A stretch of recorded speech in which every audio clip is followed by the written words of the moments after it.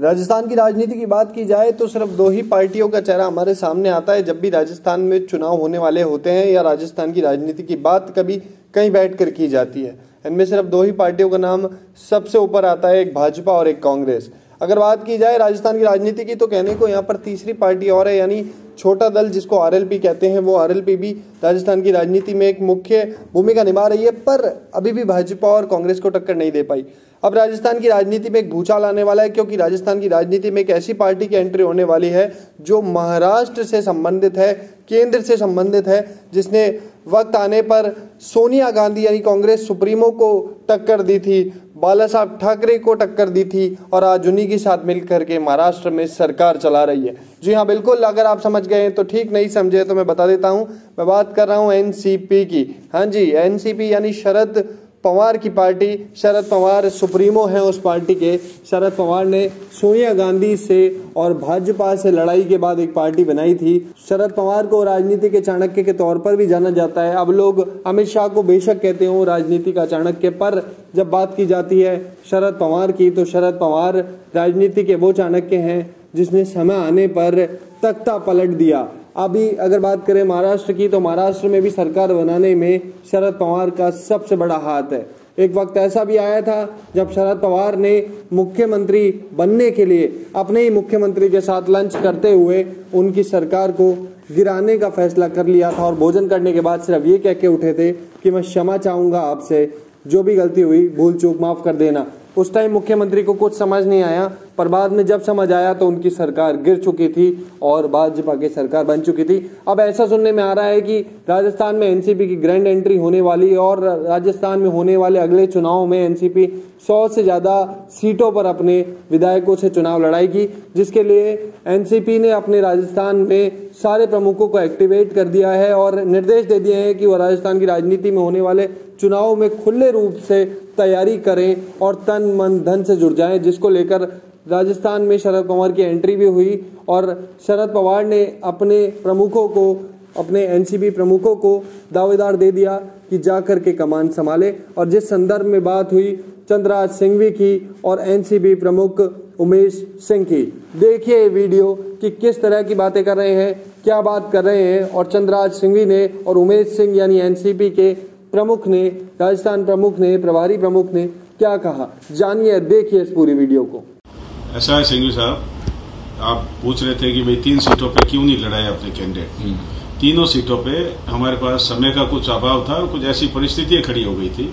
अभी हम वल्लभगढ़ से अपना कैंडिडेट उतार रहे हैं और जो राजपूत है, सशक्त है, उसके पास में श्याम दाम दंड भेद सभी चीजें हैं और वो 100% जीतेगा, उसको कोई हराने वाला पैदा नहीं हुआ है। और अगर आपका आशीर्वाद और आपका सहयोग रहा और इसीलिए मैं आपसे सहयोग मांगने आया हूं, तो उसको सोने में सुहागा हो जाएगा। इसलिए आपसे भी आशा रखता हूं कि आप हमें आशीर्वाद देंगे। देखो, मेरा कांग्रेस और भाजपा दोनों पार्टियों में कोई संबंध नहीं है, मैं बिल्कुल निर्दलीय हूँ जी। इसलिए अगर आपका उम्मीदवार अच्छा है तो समर्थन करने में मुझे कोई ऐतराज नहीं है। नहीं, सही में। और मैं आपको स्पष्ट कहना चाहता हूँ, अगर आपने एक वल्लभनगर क्यों, अगर आपने राजस्थान के अंदर 50 उम्मीदवार खड़े किए या खड़े करने में मेरी राय ली, मैं आपकी मदद करूंगा। मुझे कांग्रेस में जाना नहीं है और भाजपा में मेरी कोई वसुंधरा ही नहीं है, तो भाजपा मेरा कोई अर्थ ही नहीं।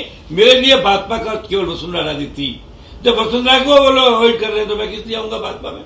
इसलिए मैं आपको पूरा सहयोग करूंगा, आप मेरे भाई की तरह हो और मुझे पक्का विश्वास है कि शरद जी ने दिल बड़ा रख के काम किया तो 100 उम्मीदवार पता ही है कि आपकी चाय मीटिंग थी शरद पवार साहब के साथ में, लेकिन वो 3 घंटे उनका चार्टर फ्लाइट लेट आया, उसमें सब मिस हैपनिंग हो गई।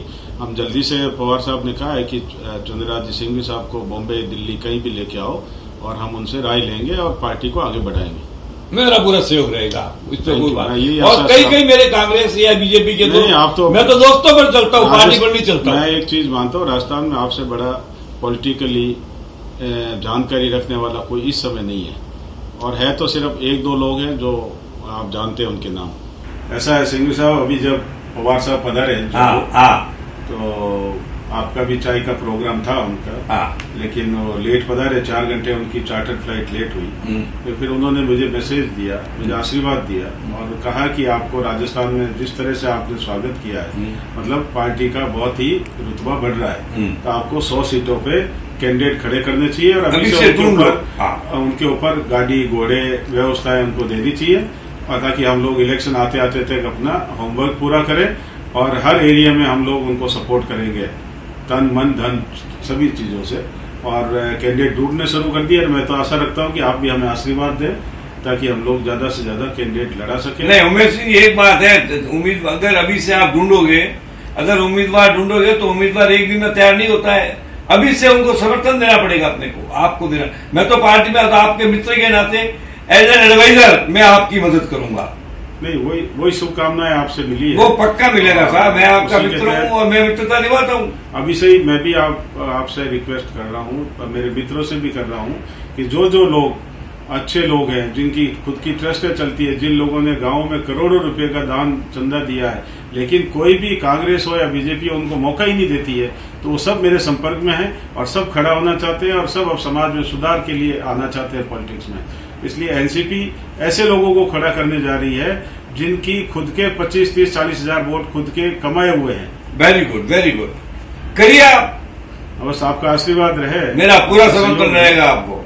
यदि राजस्थान संवाद की एक खास रिपोर्ट कैसी लगी, ये रिपोर्ट आप हमें कमेंट करके बता सकते हैं और साथ ही ऐसे ही राजस्थान की राजनीति में अपडेट रहने के लिए आज ही सब्सक्राइब करें हमारे चैनल राजस्थान संवाद को।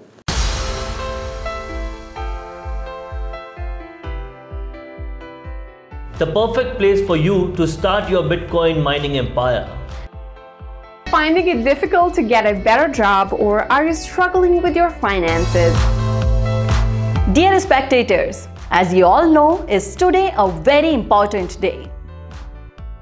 ये है रिया जो बन गई है मोजो स्टार के कारण इंटरनेट की सुपरस्टार। भयंकर सिंगल गर्ल्स और बॉयज के लिए मैं लेके आई हूँ ये स्कूल ऑफ डेटिंग का रियलिटी शो। हेलो, मेरा नाम है संदेश और मुझे फुटबॉल खेलना बहुत पसंद है। Welcome to Regal Tours, Dubai's trusted #1 travel agency. Today in this video, we will explain how to enroll your college in Asia's biggest national championship. चलो बच्चों को बचपन याद दिलाएं, इन तकनीकों से थोड़ा दूर ले जाएं। Breaking news alert! On the Mic with Mike is the best business radio talk show in RVA.